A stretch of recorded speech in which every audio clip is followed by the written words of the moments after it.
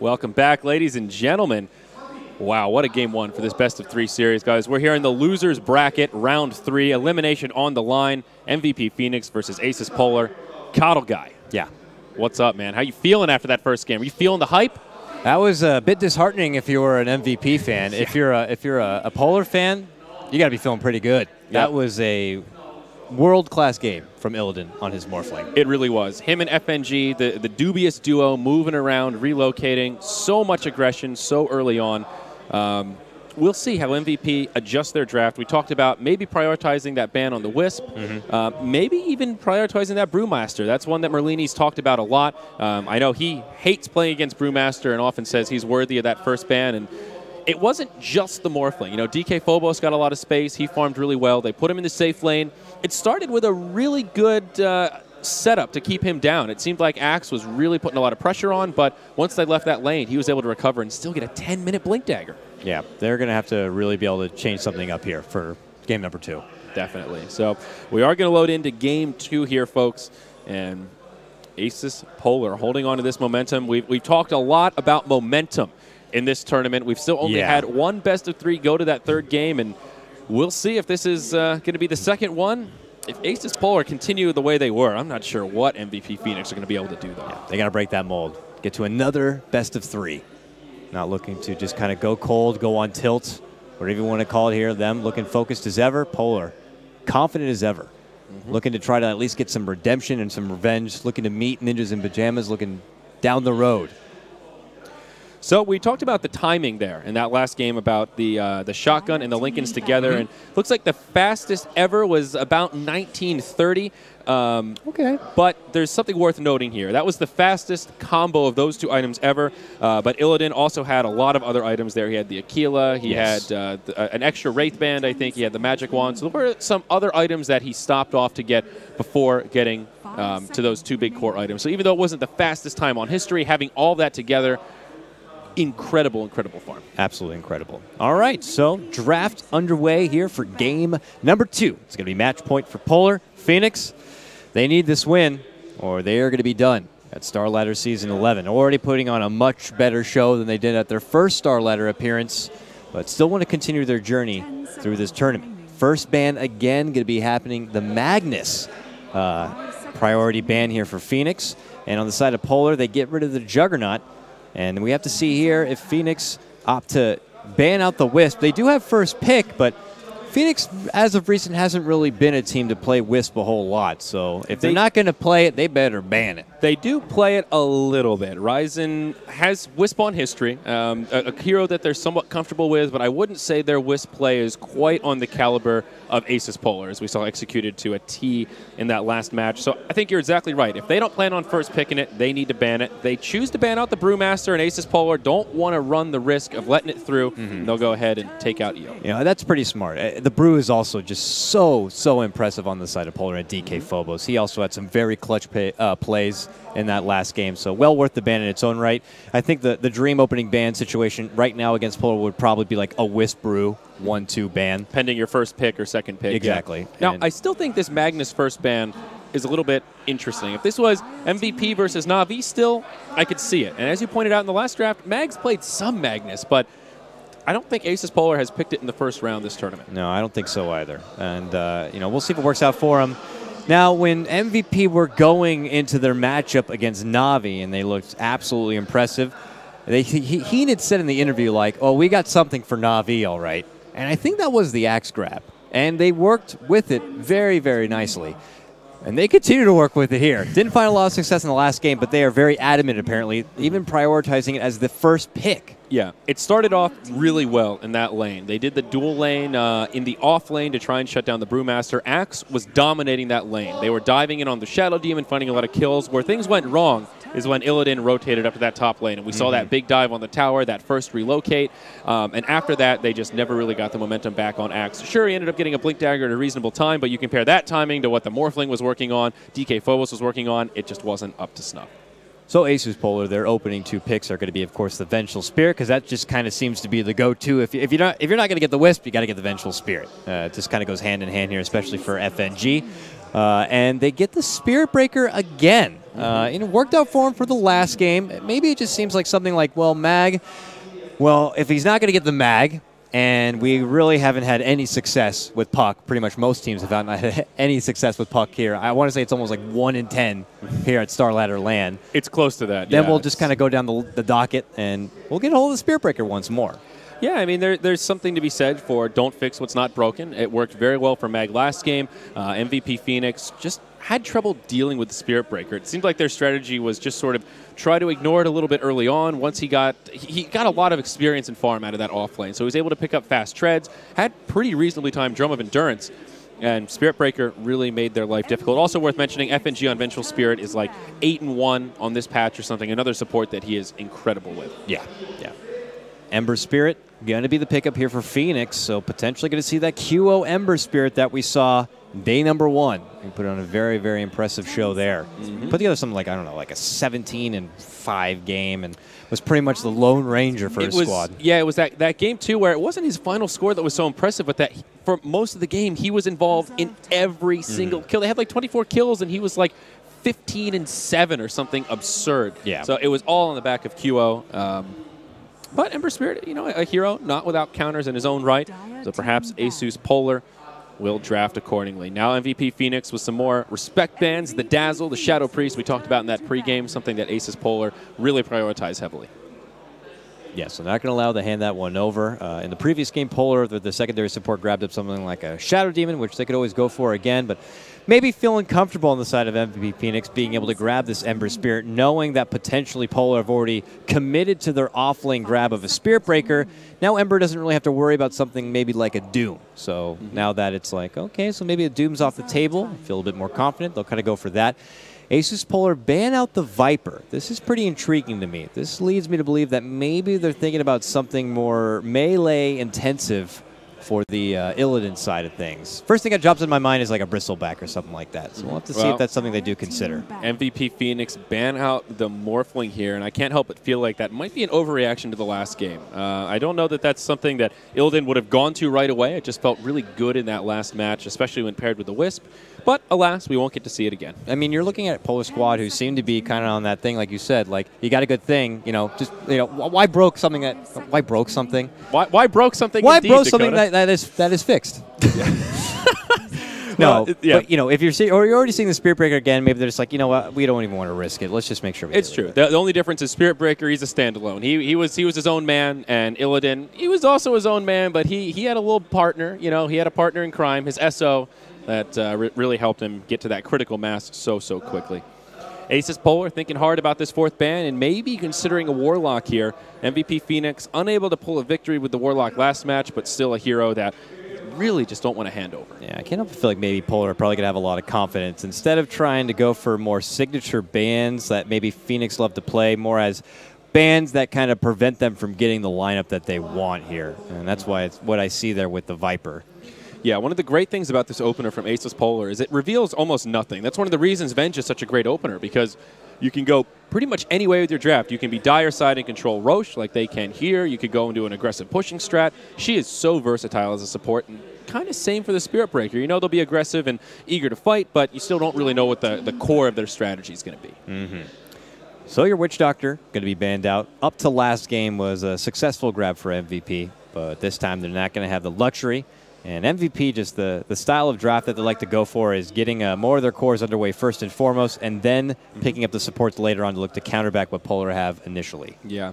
Slark has made it through, but it looks like QO will be playing the Ember Spirit this game, so no reason for him to be prioritized as a ban. For MVP Phoenix, they're going to need the supports, and not too sure exactly what they have in mind. The Witch Doctor was successful last game. They love to play the Vengeful Spirit, the Wisp, so they're going to have to get a little less conventional with their supports this go-around. I'm feeling like Polar are going to go with some sort of minus armor synergy here. I don't know if maybe they're considering maybe getting Illidan like a Starladder or that Bristleback I mentioned. But maybe then, if that's going to be the case, Phoenix need to consider something to get a bit more beefiness on their side. But they're really thinking hard about this one, and they thought hard about that Witch Doctor ban as well. Now already dipping in to the reserve time. Yep, running low, only about 20 seconds left, so perhaps some patience here. Very hard to tell what Polar will go into. They could just grab another support here and not reveal the core of their strategy, or they could grab something like that Phobos hero. Only time will tell. Seconds remain here, Dakota. Phoenix sporting the red-faced non-pupil lineup. Skywrath Mage, okay, they opt for the second support, but some good control. These two supports, very dynamic, a lot of damage that they can put out, and some natural synergy there. Hedging their bets, so now they have a silence in case that'll become a necessity. Yeah, the silence definitely works out against something like the Ember Spirit, preventing him from being so elusive like he likes to be. Axe, one of those heroes that likes to jump in, pull out the call. You know he's not going to be moving around a whole lot, so you can just slam it on the head with a simple Mystic Flare, given that he hopefully doesn't have a Blade Mail. I was just going to say, conversely, Axe a hero that loves to go for Blade Mail. It's like the same thing like Clockwork. Like, he's not going to have it at first, but he could screw himself. He jumps in and kind of pincers someone, and then if you don't have that Blade Mail, you're going to be eating a lot of damage. But that does force Axe to go down a certain road with his itemization that he maybe would have not before. Yeah. But now, moving forward, Phoenix grab up the Lion, who's been a very popular support grab as well, in addition to the Vengeful Spirit, and Polar fire back with a Zeus. So not going to be the minus armor you were talking about, but there is going to be some magic amplification. So Skywrath Zeus, some very natural synergy there with that Ancient Seal and all that magic damage that he can put out onto the field. Very curious what Asus will grab for Illidan this go-around. They could go mild global strat-esque. I mean, you have Zeus and you have Spirit Breaker. You know, maybe a little Spectre coming out, get some of that big global strat. I could see that, actually. Maybe something MVP Phoenix want to consider banning out. MVP Phoenix with the Enchantress. First time this tournament. A hero that they have in their repertoire, but very risky. She's notably difficult to pull off in this patch. Very few teams are running her, and frankly, with elimination on the line, I'm surprised to see it picked up here. This is going with something that's very, very different. To be honest, I haven't casted a game since they buffed her recently in 6.83. Now the new fastest hero in the game, mind you. This is a hero who can now protect the jungle a little bit better. And being able to move around. And I'm curious to see where MVP Phoenix want to do with it. I mean, initially it just seems like it's going to be a secondary support. Really, time will tell.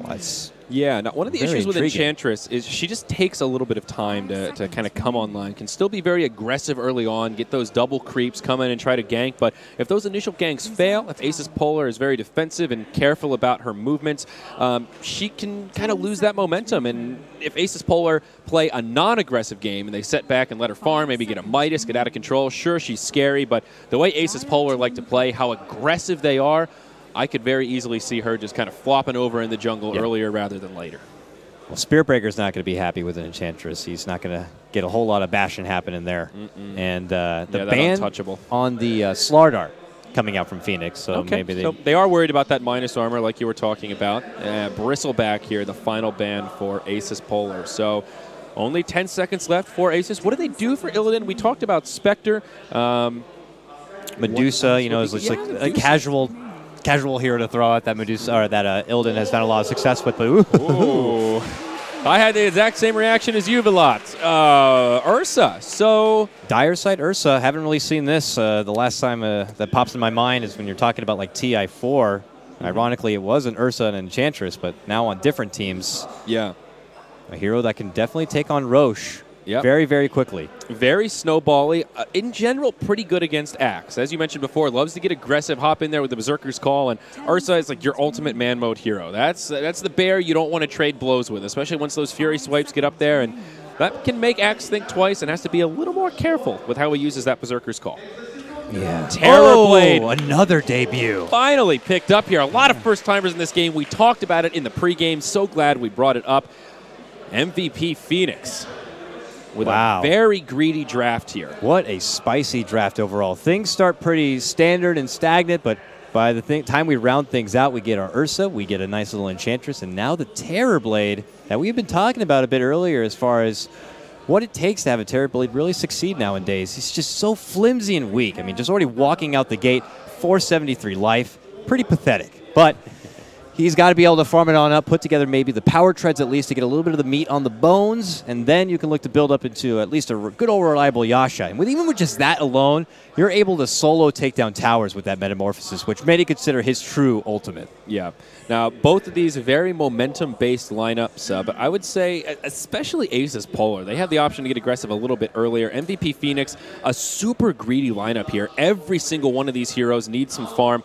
I guess it's going to be Lion on the 5, but as we've seen, the Fire style of playing in where they prioritize that blink very early, not really going to be a possibility here. Enchantress, another support that needs some farm to come online, then all of these cores basically carries. Axe needs the Blink Dagger, Ember Spirit needs a hell of a lot, and Terrorblade, well, as you talked about, he needs quite a bit to beef up also.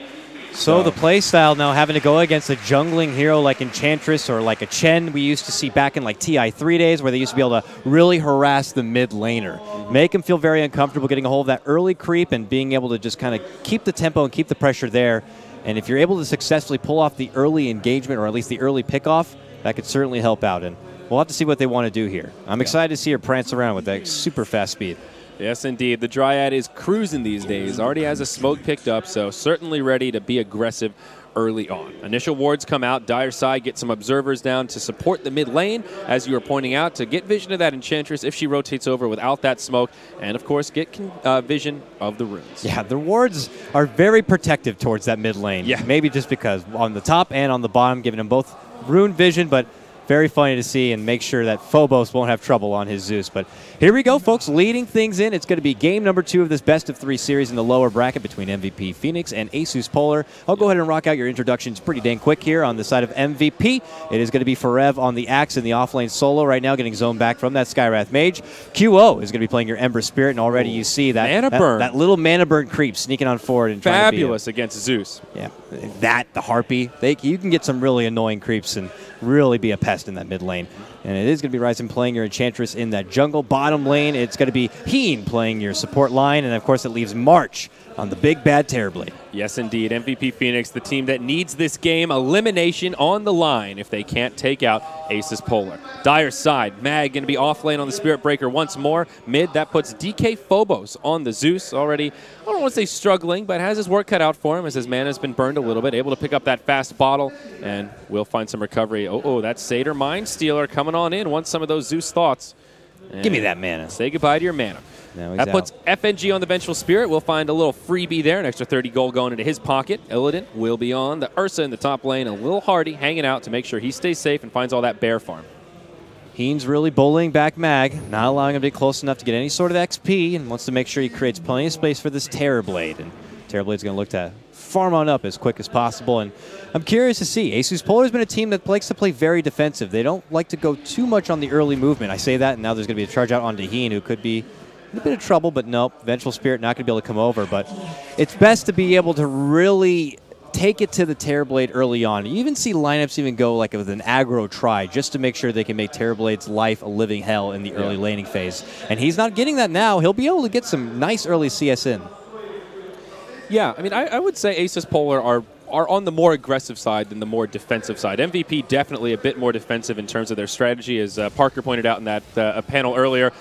One of the fewest first blood rates of all the teams in this tournament. So really prioritizing the mid game and the late game over that laning stage. And as we saw in the last match, that can very quickly backfire. Forev getting pushed back, but in the mid lane, QO going in onto Zeus. This could be your first blood. Ryzen with a successful rotation has that tomato and will get the first blood. Not a bad way to get things started with an Enchantress. Mag charging on in, but will be forced to cancel it as Ryzen moves back to the jungle. Nice little nostalgia. 3i3 in the meta back in the day. Being able to get a nice swift gank with your Enchantress in the mid lane. They execute very nicely. And they even first Mag to make the rotation from bottom lane to kind of soak up some solo XP time in the mid lane. And that's even more space now for March to farm up on this Terrorblade.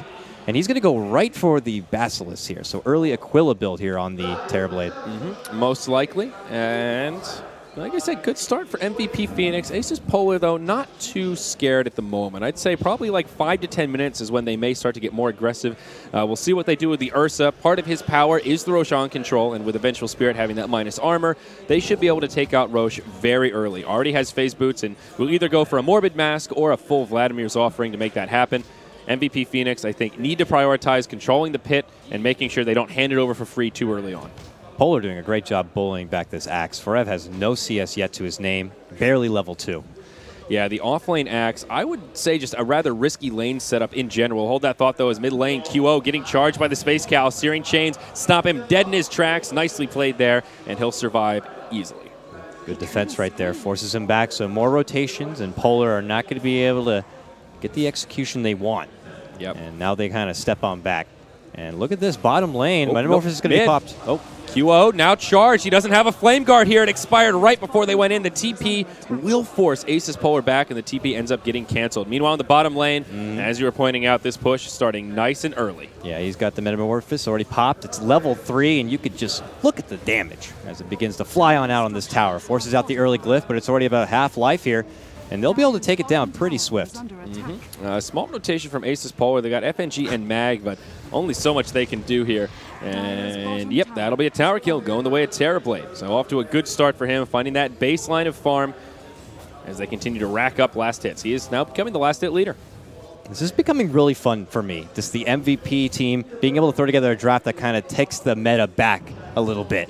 We haven't seen Terrorblade in a while, haven't seen Enchantress in quite a while. And the Polar squad are just kind of used to going what's been in the groove and what's been in fashion as of recent. And this could be just very different for them. Phobos initiated on, but QO not going to find the solo kill. It's going to be the opposite way now. TP comes in, forces him back, and then the TP will be canceled. Very timid play coming out from both sides here. Enchantress continues to farm up in her jungle, has her own powered treads. Terrorblade's able to throw together his powered treads, so now he's not quite as flimsy. Still pretty weak, but not terrible. Now, for MVP, they are winning this laning stage. Only 1 kill up, but they've got a nice little gold lead. I think about 1,500 gold. Pretty damn sizable for 5 minutes. But the Axe is just getting nothing, as you pointed out. He's relegated the jungle now, finds some mud golems, and this will be his very first CS coming at just about the 6-minute mark. And Axe, a hero, he needs items. He needs that Blink Dagger to really control tempos, hop into the fight. The Dire offlaner, slightly different stories. He can still charge around. QO going for this rune, fills it up with the bounty, and hops to the Remnant. Now he'll get charged by Mag. This could be the end of the Ember Spirit. Does have another Remnant available. Zeus trying to squish him up. Will they dive this tower? Mag charging on in, cancels it, and does get hit by the Searing Chains. And QO, very good at being able to throw out the chains, just denies Mag. Like, nope, you stop right there. You're not coming any closer, buddy. Keeps him back. And MVP are getting a lot. I mean, QO has not been dropped. They were able to take down Zeus early on. Bottom lane, Terrorblade's able to kind of take over the tower and find so much farm. Polar are getting a lot in the top lane, I'd have to say. Illidan on his little fuzzy wuzzy's got a tremendous amount of farm. Does throw together his own Aquila, and if he's able to continue this momentum, maybe he can make a sneak play into the Roche. Yeah, like you said with the Venge, that minus armor makes it super easy. He could solo it if need be, but minus armor makes it even faster, maybe a little bit less risky. The Ember Spirit, although he's done a very good job in the mid lane, farm not out of control. Only 25 CS, good, not great. As Mag comes charging in, again the Searing Chains, stopping him dead in his tracks. And the cow will be put in the stables. I almost feel like at this point he's might be even doing it on purpose just to force the chains early from QO in case they wanted to go for an engagement. But look who it is. Big Bad Terrorblade. March has now appeared in the mid lane with that Metamorphosis, and maybe his next objective is making a go at this Tier 1 tower. Yeah, March getting a lot of momentum already with Power Treads, Aquila, and the beginnings of a Yasha. Taking out that Tier 1 tower early on, giving him that extra gold. Here's the smoke. Illidan right into the Roche pit. FNG's nearby, and they're going to try to sneak it. Now, MVP, let's take a look at their vision. They've got a ward on the high ground right outside of Roche. Top lane, they're making a go onto Lil Hardy, and they will get him down. It was swift, real swift, but QO just kind of immediately jumps on in, and with the help there of That's called space creation there, KOTLGuy, when they're in the Roche pit. Any other time, it's a death, but we'll chalk it up to space creation as now Ursa grabs the Aegis. Almost something to be expected, of course, when you got that fancy little Ursa on the other side. Does manage to get a nice grab right there, taking down the Roche, and will have the Aegis for himself. Cancel. Okay. Just using it as a mobility tool. Meanwhile, in the mid lane, though, MVP Phoenix all grouped up. They've got 3 heroes with the Metamorphosis once more, and laying into this Tier 1. A glyph was used by the Dire, and it seems Asus.Polar don't want to hand this one over for free. FNG not yet level 6, so no swap, but thinking about his setup onto QO. And not going to find the initiation they were looking for. Yeah, but they're here. They're ready to make a stand and go for a solid defense. And as the game develops, you can see it's a bit more apparent that MVP definitely want to be able to just continue to make this push happen. With the Enchantress and the Terrorblade, they want to go from objective to objective and hoping to use that swell of income and funneling it towards both the Terrorblade and the Ember Spirit could allow them to really develop into the later game. They might even be able to do a little bit of nice kite play towards Illidan and his pesky little Ursa. Unless, of course, he's able to throw together that Blink Dagger. That certainly will help. Well, smoke rotation from Asus.Polar, moving into the Radiant jungle. Level 4 on the Skywrath. Vengeful Spirit still not quite 6. Terrorblade scouting things out with his Illusion. FNG in a very aggressive position, but they just won't find that opening unless they can find it down bottom. Heen hiding behind the tower, pretty safe right now. Not an easy target for the Spirit Breaker either. That Hex can stop him dead in his tracks and cancel that charge. And all the meanwhile, KO gets his own bit of space to work in this top lane as he continues to farm it on up. But Polar will now look to add a bit of pressure here. Wave flies. They immediately scout out Heen. They'll see him, and they want blood. Move forward. Thunderbolt. Heen going to be in big trouble. Desperation stun. Let's go. Can he get out of here with a TP? Nope. Not going to be so lucky. Illidan picks up a swift kill right there, and they'll look to follow through with the Tier 1 tower. Yeah, meanwhile in the top lane, though, March getting the most out of this. We'll make it a tower-for-tower trade. Gets the last hit, so that's now 2 tower kills going to the Terrorblade. Asus.Polar need to be a little careful how much momentum they give the TB. Yeah, he can creep on you. Next thing you know, you're dealing with a big, big terror. They don't call him that for no reason. And he's a creeper, that's for sure. Mid-tier 1 tower forces out the Glyph, and Asus.Polar will come back to try and make a defense. It'll be the Vengeful Spirit that TP's in first. Now the charge onto Ryzen. Can they hold this tower? FNG moving forward, but yeah, they'll let this tower go on down. And he drops. They want to fight, though. Concussive. Back. Chains again. Stops Mag from moving on in. And they're looking to make a clean getaway. And it looks like it'll be successful. Potential return engagement here. But uh-oh, that was not worth it, though. QO. Not the play to make. Gets caught. Swap back. Set up right there from FNG. Enchantress earned up. Moved on forward and blasted right there from DK Phobos. Yeah, double kill for Phobos off that. Not really sure what the plan for QO's there. Maybe he just didn't see them on the other side of the river. Radiant Vision. No, they've got a ward down. He knew exactly what was going on there. And just getting a little too aggressive. Asus.Polar will punish it by now pressuring the Tier 1 tower mid and leveling things out a bit more. Very curious to see how this game is going to be developing here when you got a farmed-up Terrorblade going against a farmed-up Ursa. Not a matchup we get to see every day. But, TP in from the Ember Spirit. As the tower goes down, gets killed by the Dire Mag, caught by some searing chains. They know it's on cooldown. Maybe they'll have a go at QO. No easy way to stop the Spirit Breaker. Goes charging in, but there's the Earth Spike. QO getting aggressive once more. He's getting it blown up. The finger finishes off the Ember Spirit for Rev on the run, but gets brought down by Fuzzy Wuzzy. A 1 for 2 here on the Radiant side of the map as Asus.Polar step up the aggression.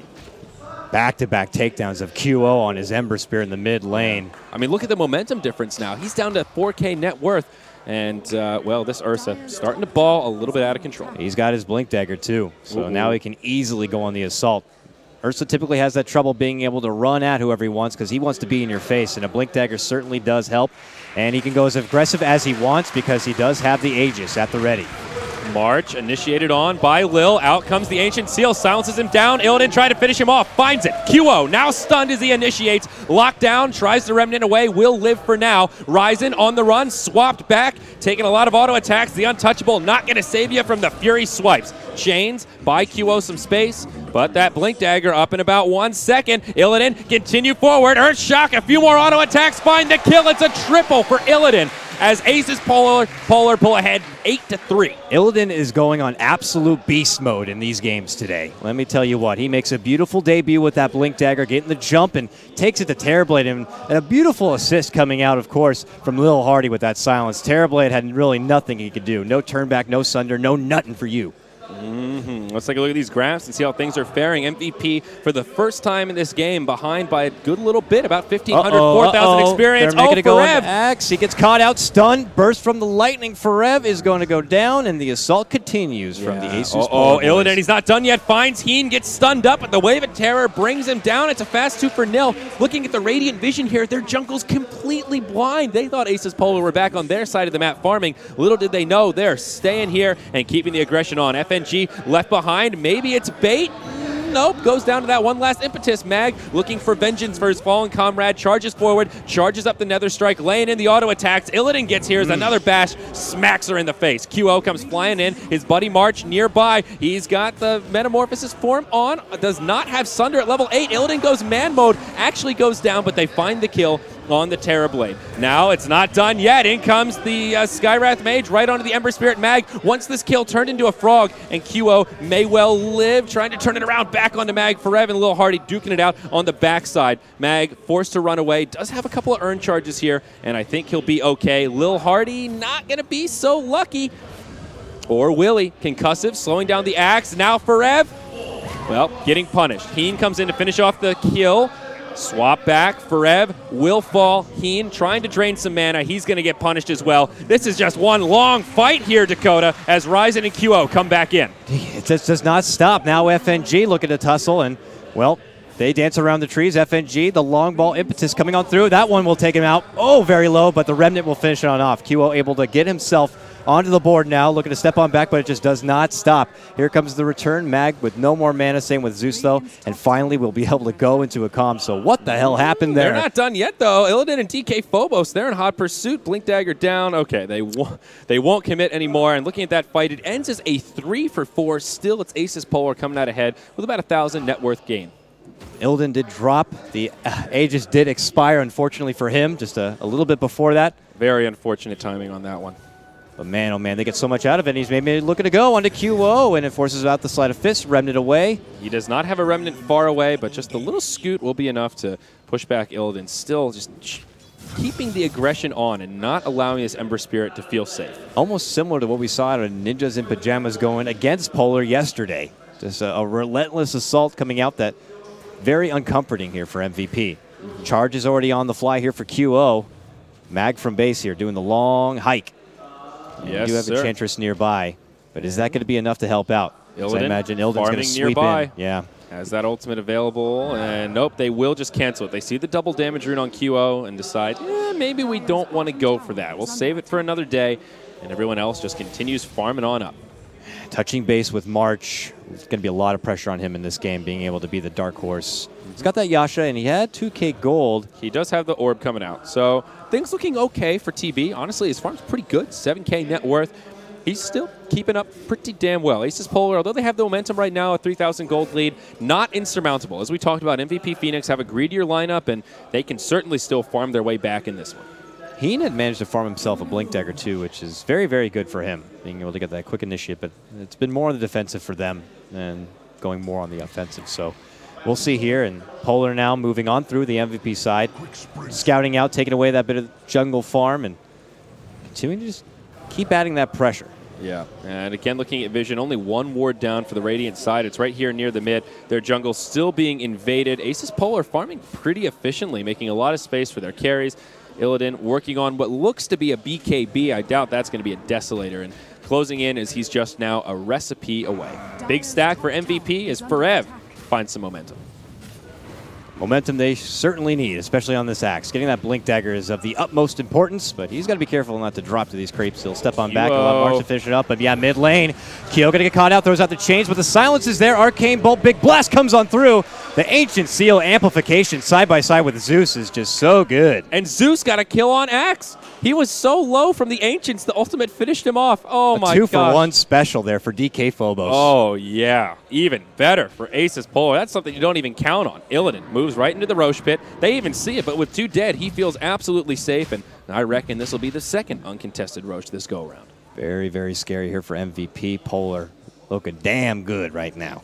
March does manage to, of course, finish out that Manta style, but top lane, there's the jump. DK Phobos is going to be the one that possibly in trouble. Nice stun setup right there, and the finger, the cherry on top to take down that little bearded man. Yep, Ryzen and Heen both going to TP out. FNG almost closes the gap, but can't get there for the magic missile. Mag charging on over, but still a little bit of space creation. Just like last time, they'll be okay with trading a singleton death if that means an uncontested Roshan for Illidan and yet another Aegis of the Immortal. Illidan with 1,700 gold. Expecting him to finish out that BKB at this point. Oh, they see March down bottom. They're thinking about it, but Illidan will just have to settle for some illusions as he blinks forward. Remember, those illusions not doing as much damage as they once did before. Ice Frog had decided that Terribly was in Naga, and that whole gaming was just a bit too much. Got to tweak the numbers and take them down a notch, so not as potent as they once were, but certainly if you're able to throw together the itemization, then they could still do some serious right-click. Lil Hardy moving into a 4-staff here. Staff of Wizardry already picked up, so making some good progression on that front. Forev getting charged once more. Axe very close to his Blink Dagger. The ideal time to kill him again. We're now 18 minutes in, and Forev just having very little impact this game. 0-4-3 in Strug City as he tries to find that baseline of farm. And we'll see here as he's about 100 gold away, though, from that Blink Dagger. But with a lot of the Polar missing from the map and clearly don't have nearly as much map control, it's a bit scary to go out there and farm on your own. So Zeus going for an interesting build here. Not opting for mobility items. Phobos instead, Arcane Boots, Hand of Midas, and now into BKB. Pretty good game to pick up that Black King bar, but usually you'll see Zeus go for that mobility type build, you know, a Blink Dagger, a Force Staff, those kind of things. We'll see how this Midas ends up impacting the item build of Phobos after the BKB. Guess just doesn't like the idea of getting fingered or getting bursted down maybe from Lion. But, yeah. You know, we'll have a little bit of extra sustain, a little bit of extra life power, and we'll be A-OK. Pulls on back, and it looks like Reason's going to go ahead and grab himself a nice little troll, the Dark Troll Summoner, and looks to put it to strong use here. And this is where a lot of players who don't opt to be picking up the Enchantress, at least in this new meta, feel like Enchantress just can tend to fall off a little bit. After that early game where you're able to add that aggression and try to go for structure after structure with the extra pushing power she adds, at that point it becomes a bit too troublesome. You could be risking handing over all those creeps very easily and all that extra bit of gold, but here they go. On the offensive here, they pull out a nice three-man smoke as they beeline towards this top lane, but there is no target nearby. They'll have to go all the way on through, and DK Phobos is already on the way out. Yeah, he's got his BKB complete sitting in the stash at home. He's just going to head on out. A lot of heroes missing off the map. Look at Dire Vision, and they're pretty blind. They saw a little glimpse. Oh, never mind. That was just the mini-map for our hacker vision here as spectators. So everyone going to back up, play defensively. Asus.Polar, very good map sense. FNG will get caught out. Hiding in the tree line here, probably felt pretty safe, maybe even anticipating a smoke rotation, just not sure which direction it's coming from. They're not done yet, though. Axe hasted up. It will get charged by Mag. Multiple fights breaking out as Phobos on the back line getting initiated on. Drops the ultimate. Still no kills for Asus.Polar yet. Mag getting very low. Forev goes in. They lose the Axe, but get the kill on the Spirit Breaker. Illidan has an Aegis of the Immortal. Already used the BKB. Will just disengage. 1 for 2. MVP Phoenix finally finding a good exchange, but it's not over yet. They've got a lot of low health heroes. Asus.Polar could try to reinitiate. Heen goes in, finds the kill onto the Skywrath, but it will cost him his life. Illidan looking for the right angle. Doesn't really want to waste the Aegis here unless it means a series of kills. First promising fight for MVP, I'd say, of this game. Maybe since their first blood that they're able to get, so we'll walk away with that. Still not a huge victory, though. It's one of those, okay, you got one extra, but not really game-breaking. They still didn't finish off the Aegis, and only going to make a dent into that gold graph. Yeah. Any little positivity MVP will take at this point. But Illidan, confident as ever, is going to look to farm out the MVP woods right here. Still has that Aegis on hand, so once the BKB goes off cooldown, he can look to go on the assault once more. Only about a minute until it expires, though. So if they want to make good use of this one, Illidan might need to step up his aggression. QO charges on out. FNG's nearby. There's going to be the swap back. He gets clonked on the head. Magic missile there, and the convenient bash. RNG on the side of Mag today makes it an easy kill on the Ember Spirit as Asus.Polar get a freebie in the mid. March trying to find the farm, still on the side, pulling it together on his Terrorblade. About neck and neck as far as net worth goes, though, with Illidan. Has that point booster, and now the ultimate orb. His farm's pretty impressive, I have to admit. That Scotty timing Merlini was talking about, trying to hit it around the 30 minutes with the Manta and Scotty. But it's not just getting those items at 30 minutes, it's using them to try and end the game or do some kind of crippling damage. And that's where MVP's still going to be struggling a little bit. At the same time, I'm not sure that Asus.Polar really want to take this game into the ultra late. And they are lacking some pushing power to try and end it early. Yeah, we have to begin to question how good can Polar's team really push. It's not like it's the hardest. I mean, yeah, Illidan hits pretty dang quick on a structure if they want. One simple glyph, though, and not going to do a whole lot. But he's charging in. He sees blood. He wants to get a hold of Forev here. His Aegis is gone, but they move on in. Swap onto QO, right into a silence, a charge flying through, and oh my gosh, the Skywrath Mage doing so much work against the Ember. Now the fight you were looking at down bottom, Illidan just drops the axe, it looks like. Yeah, nice little, very easy solo takedown, but now I don't know he's going to get away scot-free here. Both supports now working both sides. Illidan, big damage. Ooh, oh, there it is. Phobos. Still not the fight that MVP wanted. It's a 1 for 3 across the map, and they lose a Tier 1 tower. Looking at this recap, well, not going to be much help as it only shows the 1 for 1, but rest assured it's a nice net worth boon for Asus.Polar. March will farm out this bottom lane, continue to do what he can to try to bring this one back for his team, trying to put them up on his back, looking to push it on in. Yeah. You got to remember, they always have that split push factor with your Terrorblade. Rat Can't underestimate it. He'll take over your base in a moment's notice. Yeah. Mag looking towards his BKB as well. It looks like Asus.Polar are planning on ending this game with their magic immunity. Mag very close to his. Two are already out onto the field. Will make team fighting much easier. Forev has the Blink Dagger on the axe, but still not really able to do that much with it. I don't want to call the guy out, but I haven't seen a game in quite a while where there's been really no dunks at all.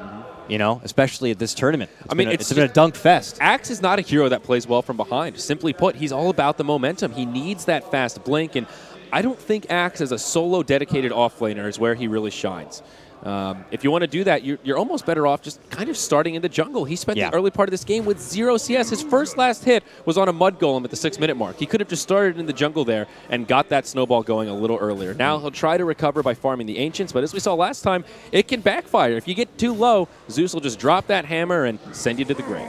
It's almost better at that point, like you said, just go to the jungle. I mean, if you already can tell off the bat you're not going to be getting anything, just get to the jungle and get where you can get some reliable CS. We've seen Mag do that a lot. That's something that Asus.Polar were doing a lot coming into this tournament, maybe to a fault, being too predictable with it. And now they've switched it up and put Mag as actually a dedicated offlaner with heroes like Spirit Breaker.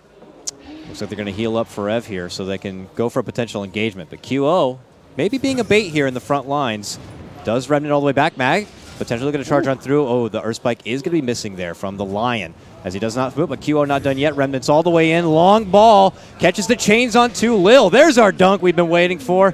Forev finally gets himself on the board with that one, and with the extra bit of move speed, they move on forward. FNG could be potentially caught out. Can they catch him up with the slow there? They're all able to get a hold of him. Another dunk. Back-to-back dunks coming out, but Phobos fires right back from above with the lightning. And now Forev going to be dropping thereafter. Phobos picks up a sweet double.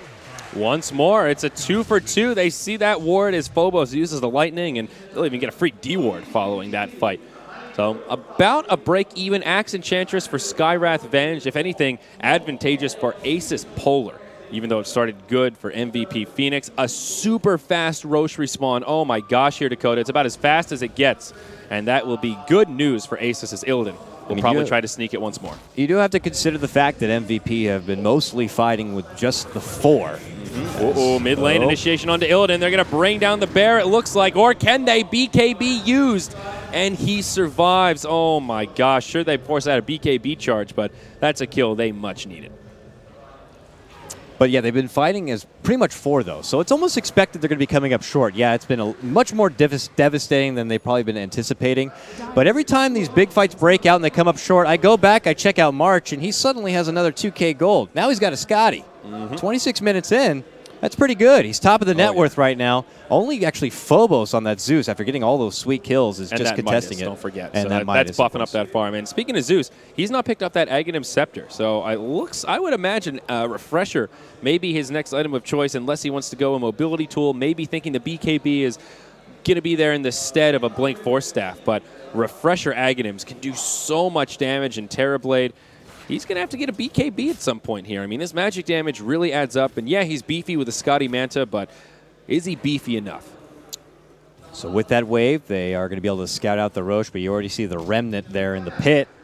So QO. Heads up play from MVP. Keeping eyes as far as what is happening here. Yeah, now with the Terrorblade having a Manta, a lot easier to keep tabs on Roche. You can just keep sending those illusions in. See, they're going to use the Enchantress creeps as well. They have a lot of tools. Second Roche, I'm sure they would have liked to contest it. The issue was they lost a fight right before it respawned, so no real easy way to move in and stop it. Phobos, just going to use the Midas here onto the tomato, and maybe that also influencing his choice to grab the Midas. Very good against Enchantress, something we didn't mention.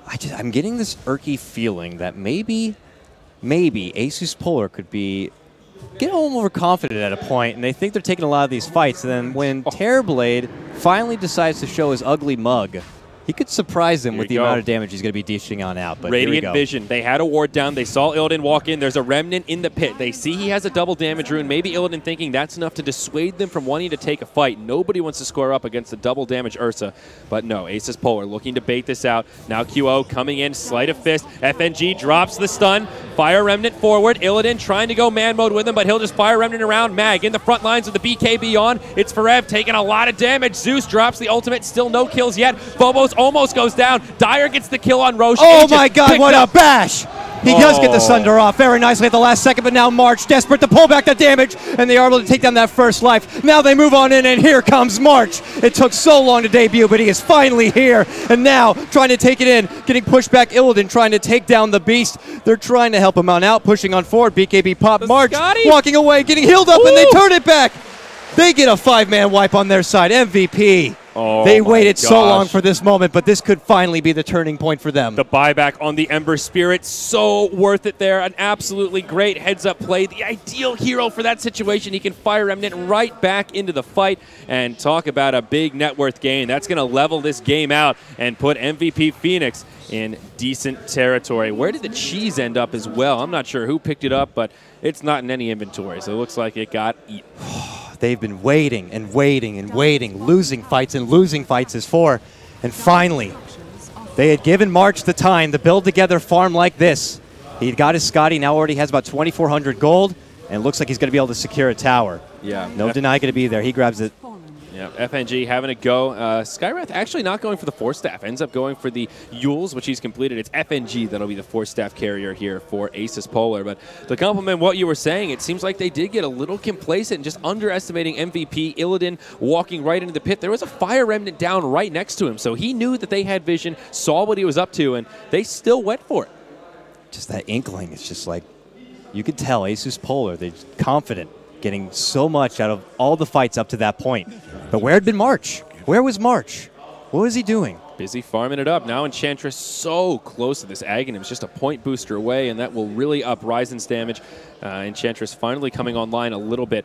QO on the Ember Spirit, not really that farmed, and actually not going to go for a Battle Fury. Ends up picking up Drum of Endurance now into a Yasha. Probably a Manta style coming out for him as MVP Smoke with all 5 heroes in the mid lane. Metamorphosis is ready, and they're looking to make use of it. They're going to cross pass. Wave does fly out as they get scouted, but there we go. Sleight of Fist, Chains, FNG could be in trouble, and here comes the big bad Terrorblade. Right clicks are dishing on out. They are able to drop 2 very nicely. Now Illidan focus fire onto March. March trying to get away. He's silenced up. He will be brought down. They slay the Titan, and now it's going to be Polar on the return as they wipe down 4. They're looking to try to get 5 onto QO, but he's able to walk his way out. Oh, or is he? No more Fire Remnants available. Illidan in hot pursuit gets hit by the Searing Chains. He'll have a Blink Dagger in 5 seconds, and QO will indeed live as he TPs home. Not going to be able to interrupt it here. Can't get in range for the Yules, but what a fight now going the other way. That was MVP who were the aggressors moving into the dire jungle, but Asus.Polar ready and waiting and drop the hammer. That fight started with Enchantress just getting obliterated.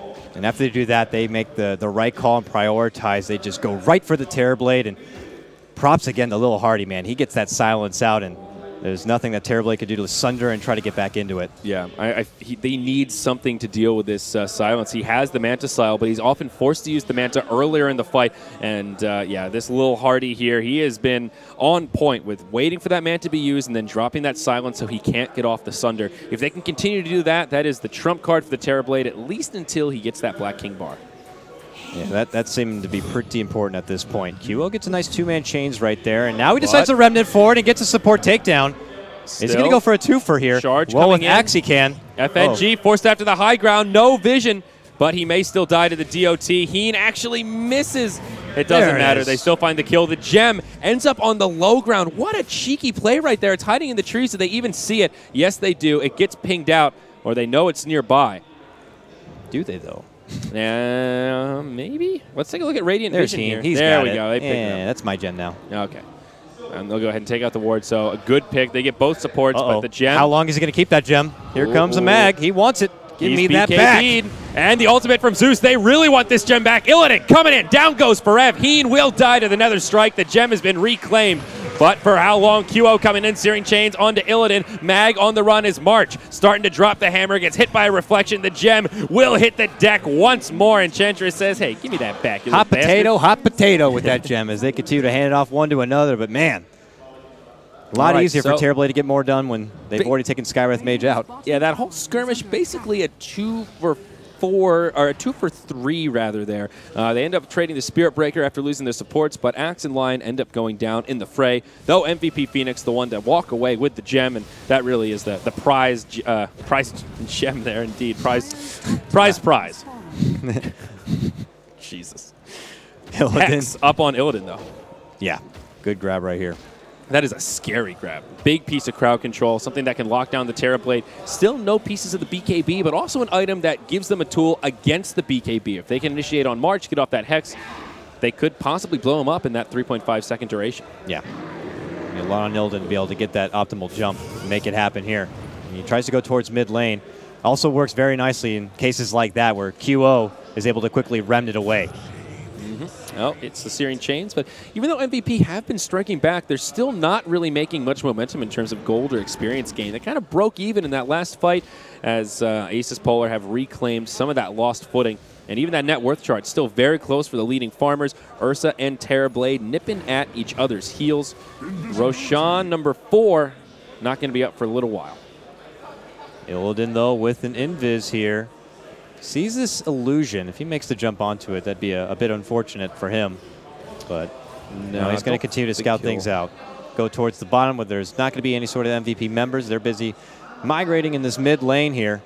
Yep. Remember, MVP picked up the gem, but I think it's on the courier right now, yeah. So they won't have the detection to find him. He probably doesn't know that, but that will influence his movements here.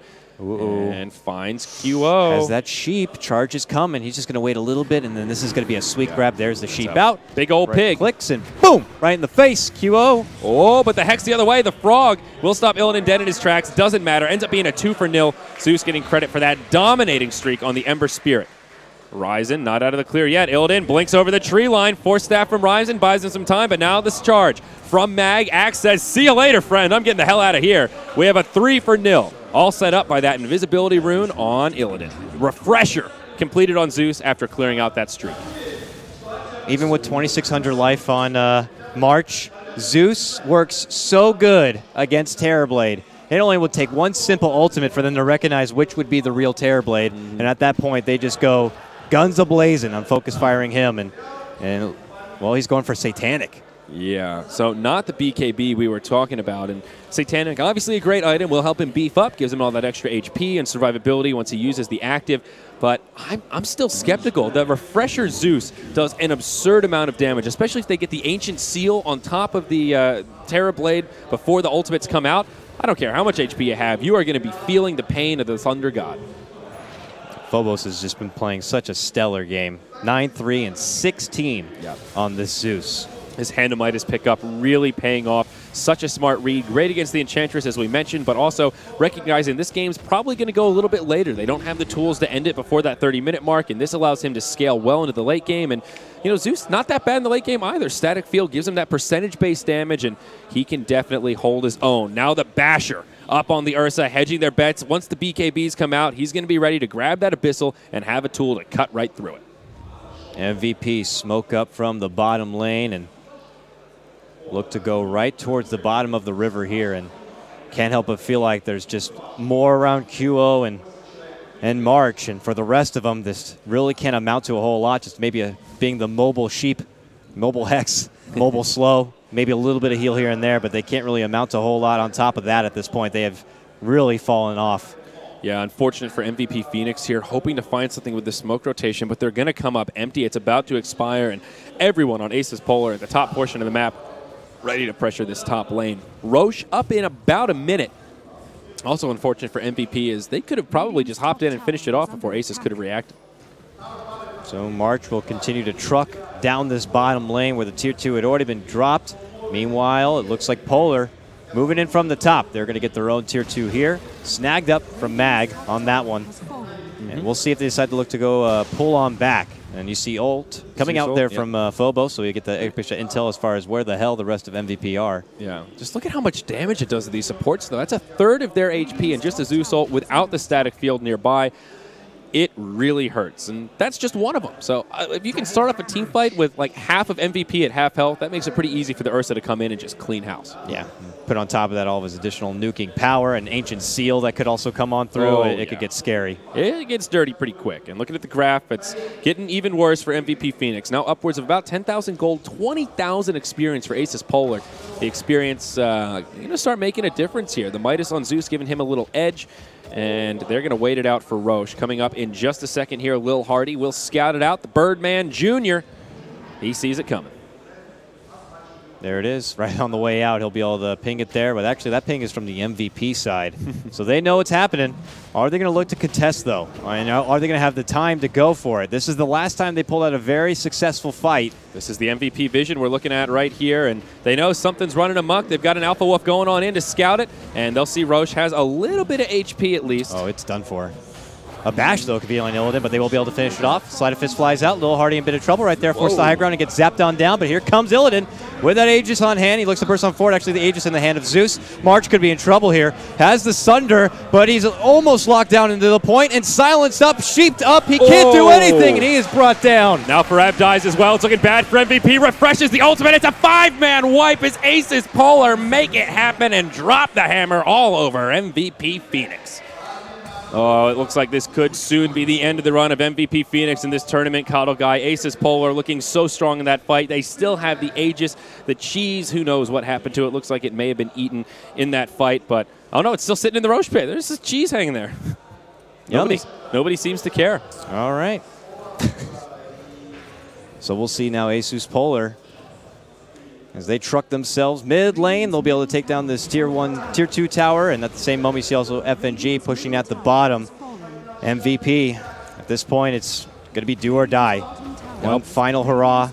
Buyback status is here. Not looking so hot for the Radiant side. They do have a couple at their disposal and may need to burn them. Terrorblade will go ahead and do so as the glyph already comes out. Asus.Polar in the front lines. BKB available for Ursa. Down to 5 seconds, but still ready to stay aggressive. Here he goes. Hops on in. Hex onto Heen. Fareb's there with the Berserker's Call to buy him some time. The swap back, but it's Asus.Polar with the aggression. They're pushing this Radiant side back towards their well, exposing the barracks. March coming out forward, stunned up by the Venge. Nice line stun from the Lion.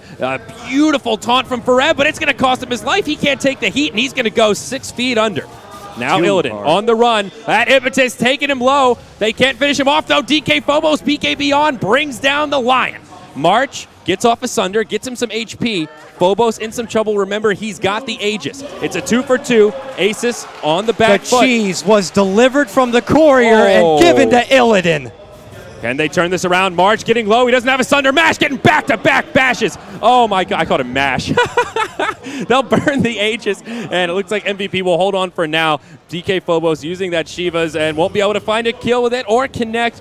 QO gets initiated on by Illidan. Illidan lets him go away, and that means they can go to the barracks. No glyph. They get the ranged, and it looks like Asus.Polar will get what they came for when this all started. It is the mid lane of barracks after forcing 2 buybacks on the Ember Spirit and the Terrorblade. Too hard to just initially defend. Even with the buyback coming up from Terrorblade, he didn't have the Metamorphosis, so you can't really output the optimal damage that you would like. And yeah, Polar are going to be able to walk away with a nice clearance in this mid lane. And man, Illidan just barely skates away and just goes to the welcome arms of Cluckles, the courier, who's like, hey, don't worry, buddy. I got you with this nice little cheese. Wow, what a smart play. Very well done. And Ursa now completes the Abyssal Blade on top of everything else he's got in his arsenal. Mag goes for a full Assault Kuros. It just keeps getting better for Asus.Polar, and now MVP losing a lot in that last fight with all the buybacks. The 2 cores with their buybacks on cooldown. This is really getting scary here, KOTLGuy. MVP going to be in YOLO smoke territory somewhat soon. Not there quite yet. 1 lane of barracks isn't enough for them to tap out, but they are certainly feeling the pressure. Polar got to be feeling confident as ever. They are just a push or 2 away from striding their way into the lower bracket finals, or actually the grand finals. Lower bracket finals. No, this is the winner of this will be secured in the grand finals. Okay. I believe. No, wait. This is the lower bracket. You're confusing me here. Gosh, Lion gets blown up here. We'll talk about it after the game. Fareb and QO just get destroyed by Phobos. He's got so much damage. It's a fast 4 for Nil. Enchantress barely lives, but they know where she is. They're going to chase her down. Shivas will barely clip her. Illidan comes flying through. Another 5-man wipe in exchange for none. MVP Phoenix on the back foot, to say the least. Lower bracket finals. The lower bracket finals. Yes, you're right about that, good sir. Get so caught up and headstrong into some of these engagements, you forget where you are in place and time. And it's the winner bracket finals coming up after this. Exactly. And that's the winner of that will be secured in the best of 5. And maybe that's something we're going to have to talk about soon is now Asus.Polar move into the Radiant base. Backdoor protection by MVP a little bit of time. They have no buybacks available. Axe and Lion up in about 10 seconds, but crippling damage to be done. The glyph not cooled down yet, not coming up anytime soon. This will be at least 1 lane of barracks and probably more. MVP Phoenix on the brink of elimination here from Starladder Season 11. And Polar continuing the trend of the 2-0 game streaks. Clear out the Tier 3 and what looks like the final set of racks. Still just manhandling these racks. Yep, Megas are upon us. MVP will hang into the bitter end. It looks like this will be our final fight. The swap forward. And, okay, he will survive, but Asus not even going for the Tier 4s. They want heroes. They want to end this one in style. They are ready to fight, and they're going to back it on out. Here we go. Heen comes in, Hex onto Mag. Now the initiation. Illidan goes flying in, finds an illusion, not the target he wanted, but Zeus. First ultimate flies through. They get the kill on Lion, Ryzen, and they've had enough. GG, well played. The Korean team eliminated as Asus.Polar moves on to the next round. Beautifully done from them. My oh my. I mean, we had great waited, manners there from MVP. Good luck coming up next. Absolutely. I mean, they played very, very well through this tournament. You know, day one, people were thinking, uh-oh, MVP, it's going to be the same story as the last time they came to Starladder. But, man, they put together some solid wins against some solid teams. But now we're going to see Asus.Polar, your victors now. Beautiful series from Asus.Polar. Came and executed to a T. Game 1, we talked about quite a bit, manhandled by the Illidan Morphling. And in Game 2, the Ursa did so much work. But for me, the standout player, DK.Phobos. And I want to take a look at how much damage he did in that game. I feel like he was just constantly dropping the hammer and making it rain. Very, very well played. And I mean, we waited so long to see some of these heroes actually come into play. Your Terrorblade, your Enchantress, but they just don't end up working out for them. A lot of the MVP were just unfortunately falling off. Yep. So here we go, just to give you a point of reference on damage done that game. Ursa, the carry, did a lot of kills, did about 26k damage. The Zeus, 49,000 hero damage that game, doubling the Ursa. Insane. Absolutely insane. That's the power of the Midas on Zeus.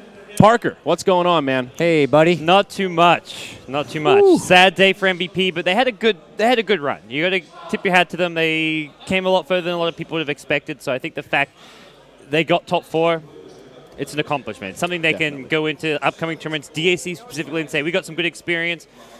We can at least go there and try that, probably look in better form, basically. I mean, it's a huge improvement since their last Starladder by a huge margin. So it's definitely some progression on the team, and still good to see that this team is keeping up with their unique play style. That's something that a lot of analysts, a lot of other players really respect about this team. And not only are they sticking to their guns, but they're making it work. Yeah. I think Game 1, they had that amazing start. I really looked at them like, they've got their picks, they had this start, they should win this game.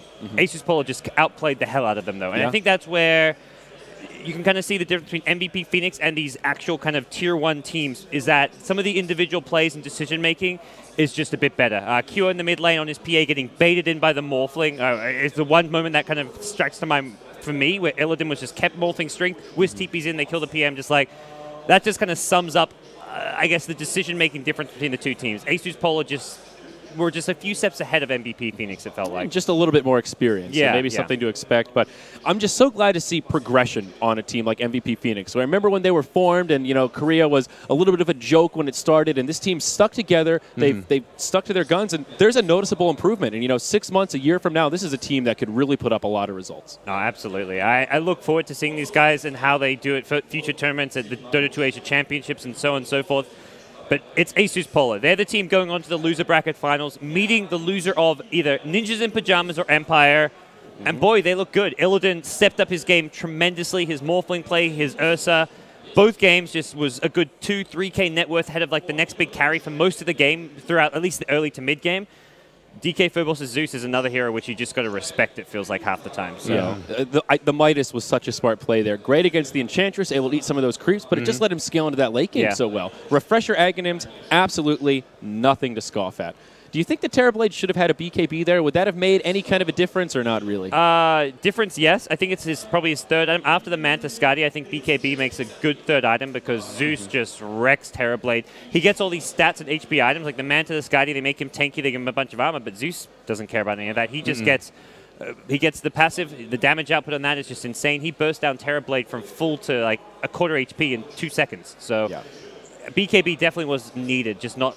It's just more like when and where you can fit it in. It's always hard to get the right timing. So yeah, you're right. If he had gotten a BKB instead of the heart, still a lot of damage was done at that stage of the game. But what a battle indeed. So thank you for joining us, folks. We've got one more best of 3 coming up next, and that's going to be the winner bracket finals. As we mentioned, the winner of that will be moving forward into the grand finals, as we've discovered. Well done, Dakota. Glad we were able to work that one out. I had brain diarrhea. I'm not going to lie.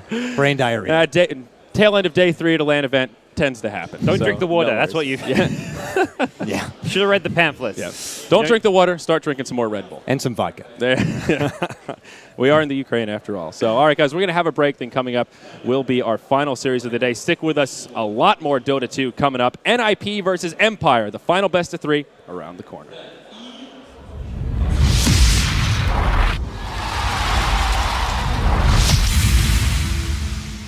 esportsbets.com, the service where gamers will bet real money on virtual events. Only here, the best odds and widest coverage of games from Dota 2 to Hearthstone. We have over 200,000 users registered. Join us. Prove that you are the best versed in esports. Who will get the first blood? Who will take the first Roshan? Who will win the knife round? Participate in the race of predictors and earn real money. The more bids, the more bonuses. Reward for your first deposit up to $600. esportsbets.com. Foresight, passion, and calculation.